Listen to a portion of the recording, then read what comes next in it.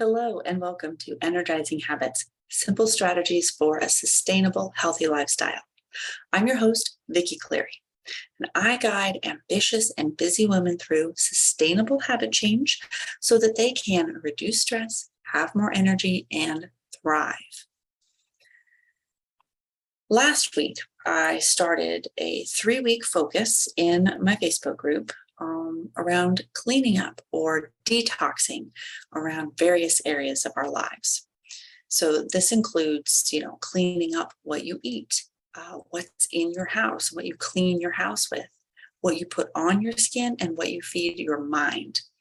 You can still get in on this challenge if that's something that interests you, and start diving into these new habits to clean up different areas of your life. I'll include the link in the show notes below. But in addition to what you can clean up, right? All those different ways that we can do things, you can also clean up how you do things, your habits. And that's what I want to focus on today. So if you've ever felt frustrated with yourself for doing something that maybe you did without thinking, right? It kind of was this happened automatically, something that you did, but probably wasn't a desirable habit or action or behavior. Like maybe you found yourself, arm deep in a snack bag whenever you feel upset, even if you're normally committed to your health goals. Maybe you drink a glass of wine or two every day after work, but kind of wish you hadn't.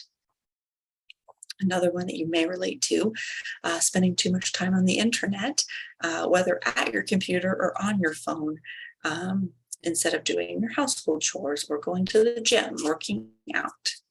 So why do we do this? Well, often it's due to stress or boredom that these kind of undesirable behaviors start to happen. But what do these behaviors then actually have in common? Well, they have become mindless activities. So stay with me as we talk about how to address this mindlessness so that you can phase out the undesirable habits and replace them with those that support your goals. So the good news is the things that you do without thinking are often learned behaviors. And it's good news because that means that you can unlearn them. But how do we do this, right? That's really the big question. It has to do with how and why we form habits in the first place. So what is a habit then, and how does it get formed? So habits are simply actions that you've repeated over and over in response to a trigger. And after a while of repeating and repeating, they become automatic. The trigger can be an emotion, a time of day, something that happens around you. Could also be stress or boredom.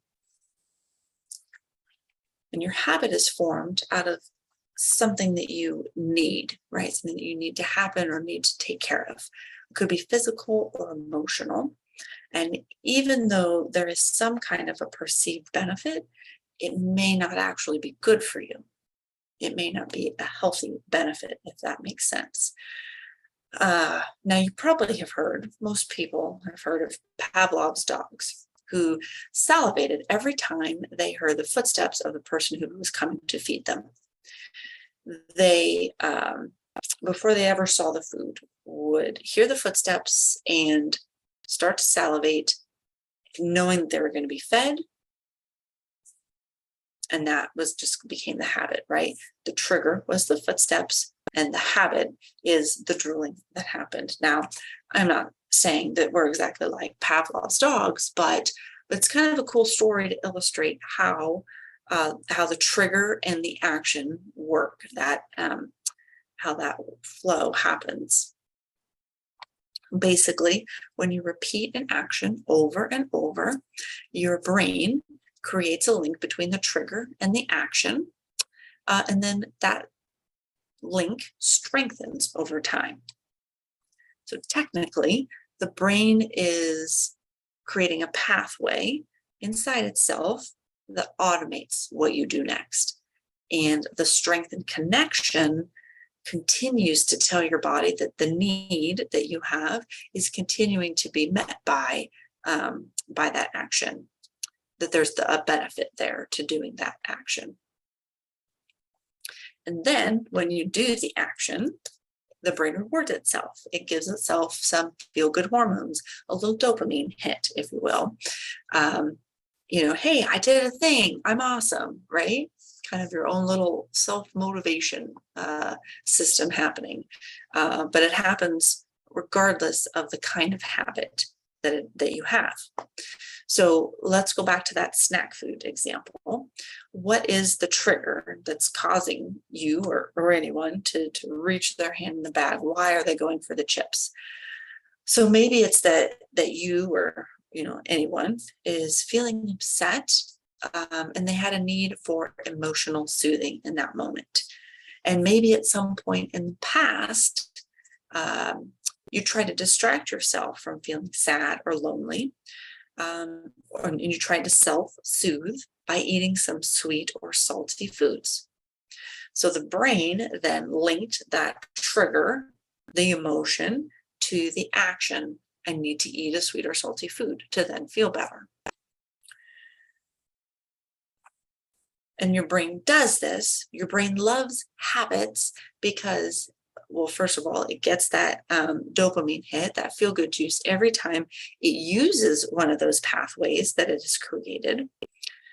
But also it loves to automate. It loves to, the brain loves to make things a little easier. So those things that happen on a regular basis, let's automate that so that we can free up some of our brain to focus on other things, right? More pressing things.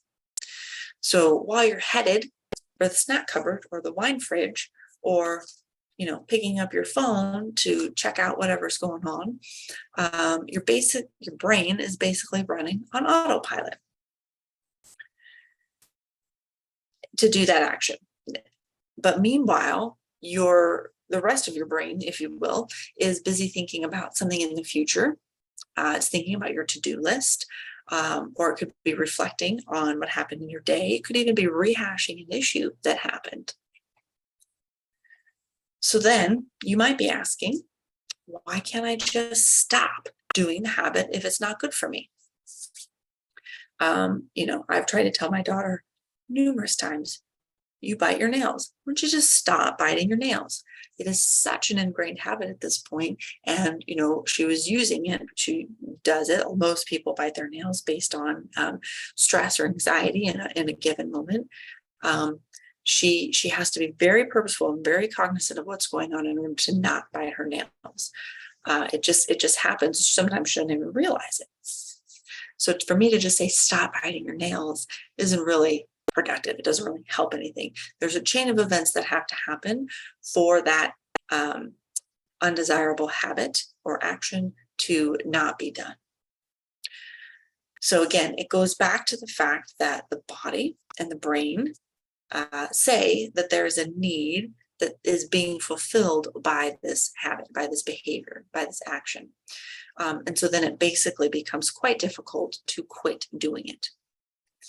And of course, the fact that it's automated, and it's going to happen, especially even when you're not really tuned in, meaning when you're not present in the moment. And that being present is the first key to short-circuiting this loop. So being present and being mindful. So when you notice yourself on autopilot and engaging in a habit that you want to quit, it's time to be present. It's time to get present and ask yourself, why? Why am I reaching for these chips?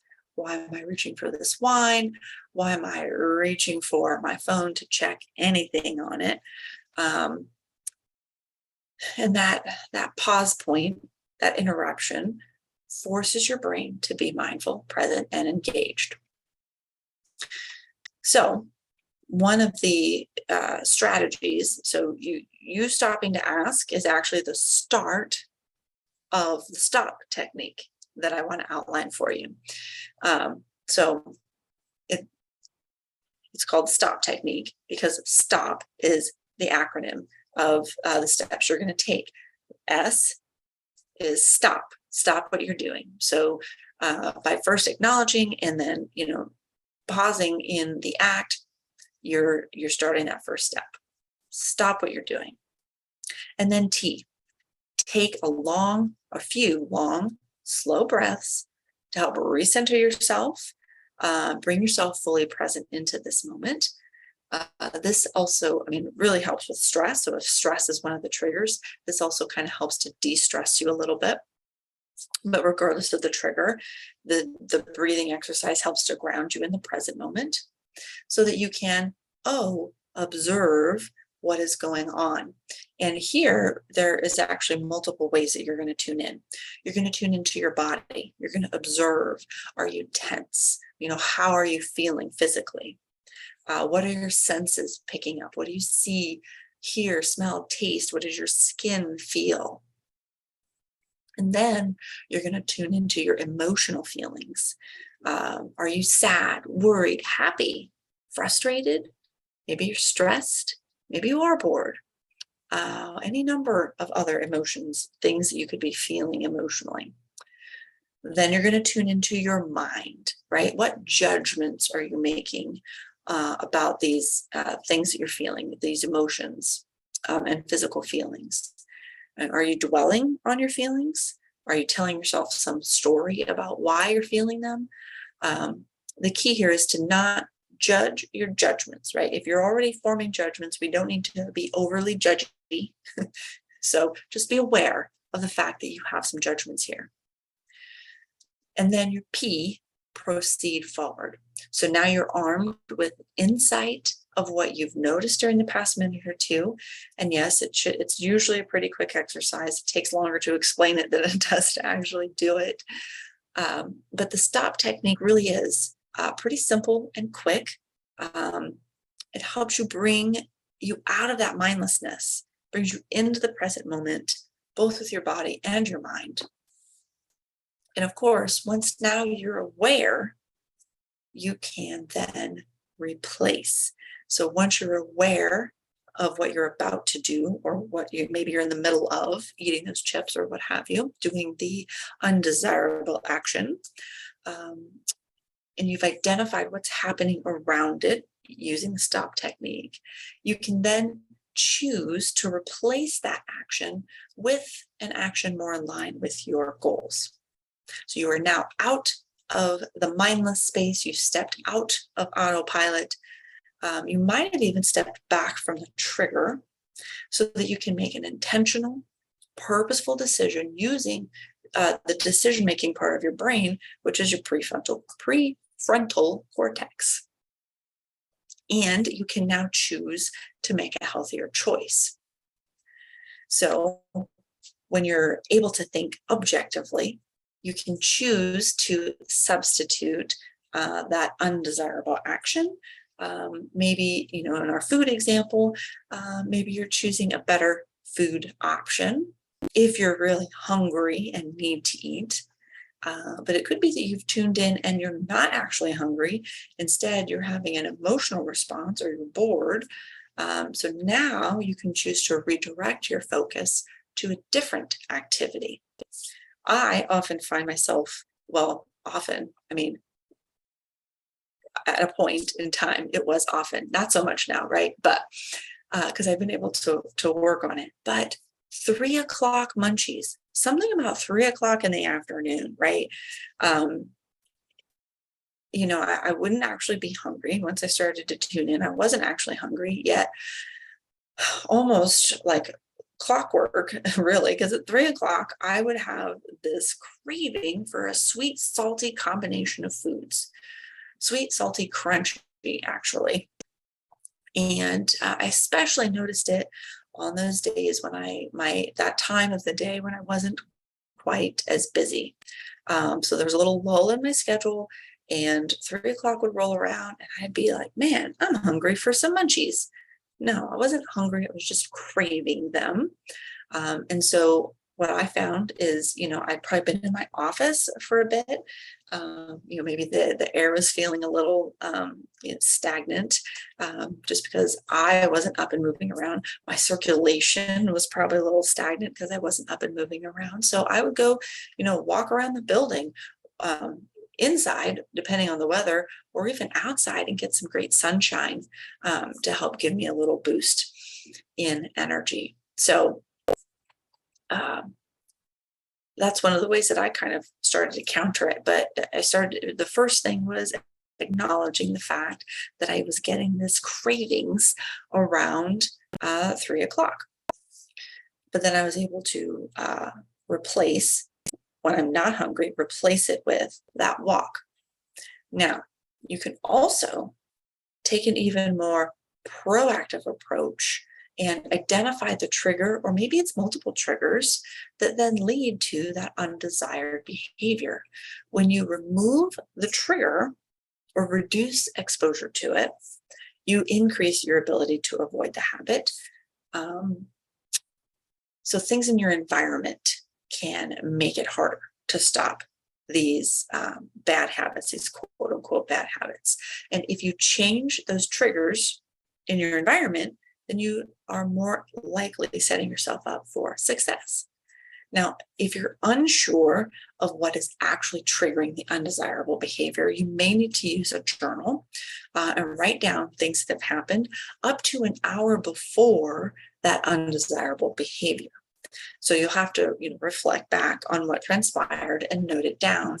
And then over time, you might see some patterns about what's happening and what the trigger could likely be. So some examples, in addition to my 3 o'clock super munchy snack example, if you eat cookies when you're at home, so this is a simplified example, if you eat cookies when you're at home and you don't want to eat cookies, throw them out, right? Get rid of the cookies, and then you won't see them, you won't be triggered, you won't then crave them and eat them. Another one, if you look at your phone, right? If you maybe there's something that you have to check on your phone, and this is aside from the fact that some of us just look at our phones. We get into the mindless habits of looking at our phones to get that dopamine hit. But let's say that we have to check something on our phone, and we get caught. Oh, hey, there's a notification on such and such social app. So the trigger was, we picked up the phone to look at something, and then it caught our eye. Now we click on it and we go in, and we kind of like, how much time passes when you're scrolling through any of those things, right? So the way that you can remove that trigger is take the app, slide it a few screens back, bury it a little more, so it's not as easily seeable. You don't see it as often or as easily when you pick up to check text or email. You can turn off notifications so you don't get the little red circle with the number in it. And then you could also completely delete the app. That would be what we start to call a social media detox, and that can be for however long. It doesn't have to be permanent, but you can at least start to kind of remove yourself from the trigger, remove yourself from being able to fulfill that chain of events, so that your brain relearns to do something else. Okay, so let's go back to what a habit is. Habits are simply actions that we've repeated over and over in response to a trigger. And after a while, it becomes automatic. Your trigger can be an emotion, a time of day, something that happens around you, could be stress, could be boredom. And once you bring mindfulness into the equation, you're able to stop that automated process, acknowledge the trigger, and replace the undesired habit with one more in line with your health and wellness goals. So you're retraining your brain and the dopamine release, that feel-good juice, towards the desirable action. And the next time you catch yourself on autopilot, you can become aware of it and ask yourself why, and use the stop technique, right? Stop what you're doing. Take a few long, short breaths to center yourself in the present moment. Observe what's going on in your body, your feelings, your mind, and then proceed forward. And as you proceed forward, you can replace the undesirable habit with one that is more intentional and in line with your goals. Now, you'll also want to then remove or reduce exposure to your triggers that could be causing that undesired behavior. All right, so as we close out today's episode, so a lot of kind of brain science was talked about today, and how habits happen, how we can start to maybe not stop the bad habit, but minimize and then replace using mindfulness. So the energizing action that I have for you today that you can try today or this week is to simply start with asking yourself why. You could also take it a step further and use the stop technique, but at the very minimum, ask yourself why you are doing a simple habit, any given habit. And it could be a good habit, it could be a bad habit, any habit. Just start to get into the rhythm of doing something. It's an automated thing. Oh, let me become more present. Why am I doing this thing? And then you can go from there once you have that knowledge. Okay, this is actually towards a non-desirable habit.